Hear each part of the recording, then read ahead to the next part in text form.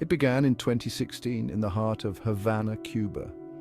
American diplomats stationed at the US Embassy started hearing strange sounds. These weren't just any noises.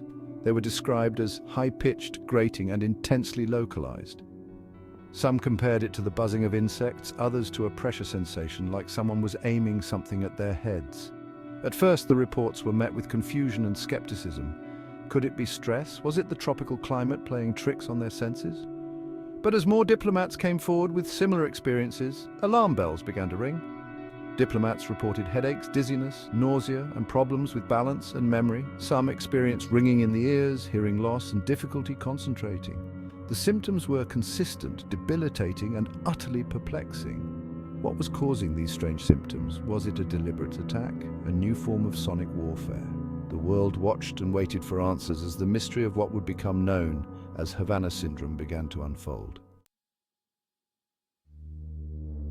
The situation in Havana quickly escalated from a localized anomaly to an international incident. Reports of similar experiences started surfacing from American diplomats and intelligence officials stationed in other parts of the world.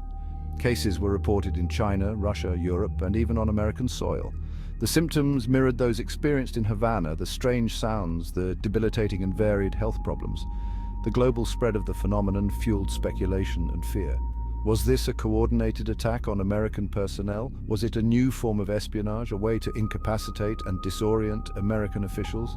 The expanding geographical reach of the syndrome only deepened the mystery. If it was an attack, who was behind it? What was their motive? The questions outweighed the answers, and the lack of concrete information only served to heighten anxieties. The search for answers intensified, drawing in experts from various fields, including medicine, intelligence, and acoustics. One of the earliest and most persistent theories about the cause of Havana Syndrome centers on the use of directed energy weapons. These devices, often shrouded in secrecy and speculation, are said to emit focused beams of energy, including microwaves or radio waves, capable of causing harm or disruption. Proponents of this theory point to the specific nature of the reported sounds and the range of symptoms as potential evidence of an attack. Could these devices be used to target individuals with pinpoint accuracy, causing debilitating effects without leaving any trace? History is littered with examples of militaries exploring the use of sound as a weapon, from deafening sirens to infrasound generators designed to induce nausea and disorientation. Adding fuel to the fire were reports of potential microwave attacks on American diplomats in Moscow, dating back to the Cold War.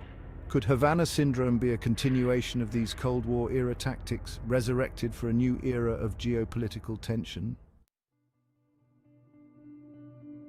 Caught in the crosshairs of this medical and geopolitical mystery are the victims themselves, the diplomats, intelligence officials, and their families who have suffered the debilitating effects of Havana Syndrome. Their lives have been upended by a bewildering illness that has left them with more questions than answers.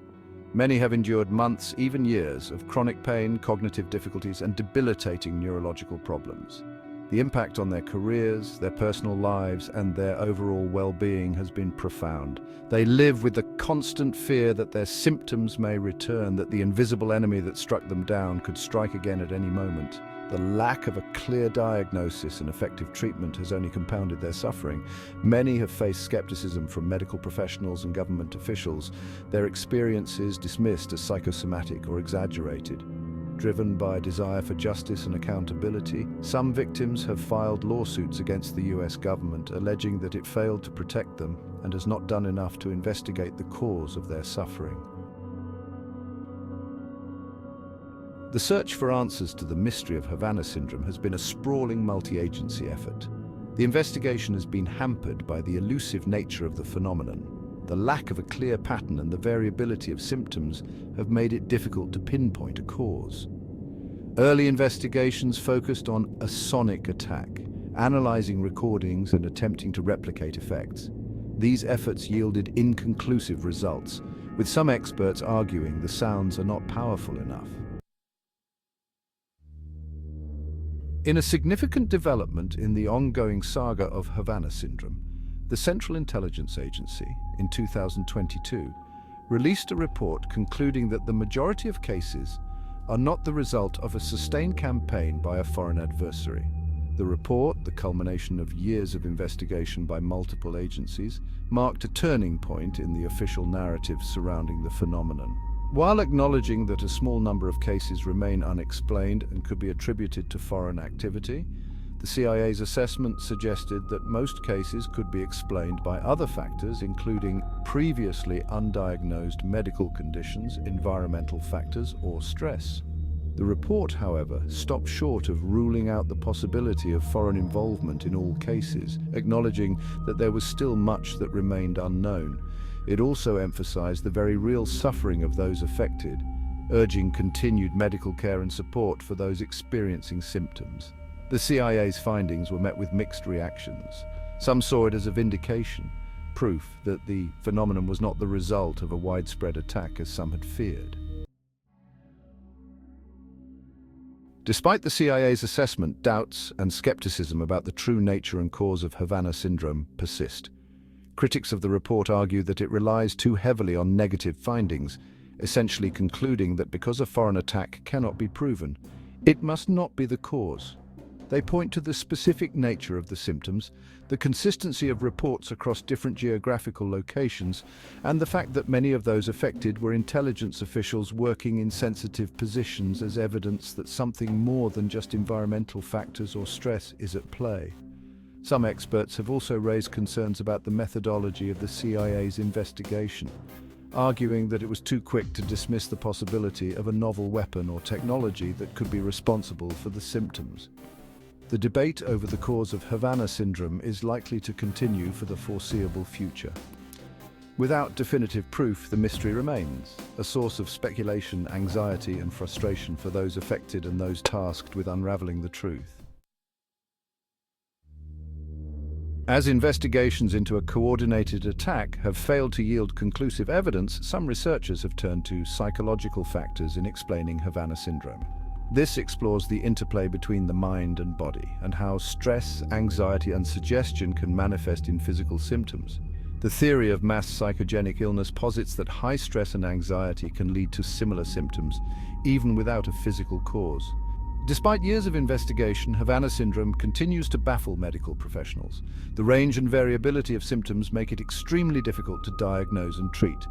Some experts believe it may be caused by an unidentified toxin or novel weapon. Others suggest it could be triggered by stress or environmental factors.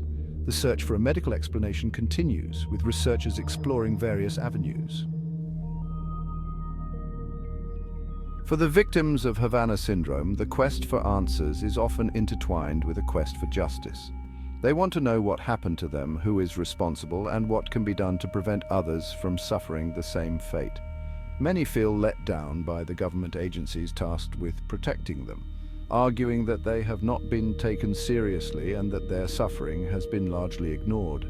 They demand accountability, transparency, and a renewed commitment to uncovering the truth. Some have turned to legal action, filing lawsuits against the government for negligence and failure to provide adequate medical care. These lawsuits seek compensation for their injuries, but they also serve as a way to hold those in power accountable and to prevent similar incidents from happening in the future. The fight for justice for the victims of Havana Syndrome is about more than just financial compensation. It is about recognition, validation, and a commitment to ensuring that those who serve their country are protected from harm, both seen and unseen. The story of Havana Syndrome is a stark reminder that we live in a world of shadows and secrets, where the line between fact and fiction can be blurry, and where the truth can be elusive. Despite years of investigation, the mystery persists, a tangled web of speculation, scientific inquiry, and geopolitical intrigue. While the CIA's assessment may have provided some answers, it has also raised more questions. The debate over the cause of Havana Syndrome is far from over, and the search for answers continues. As we grapple with these questions, one thing remains clear. The victims of Havana Syndrome deserve our attention, our compassion, and our unwavering support.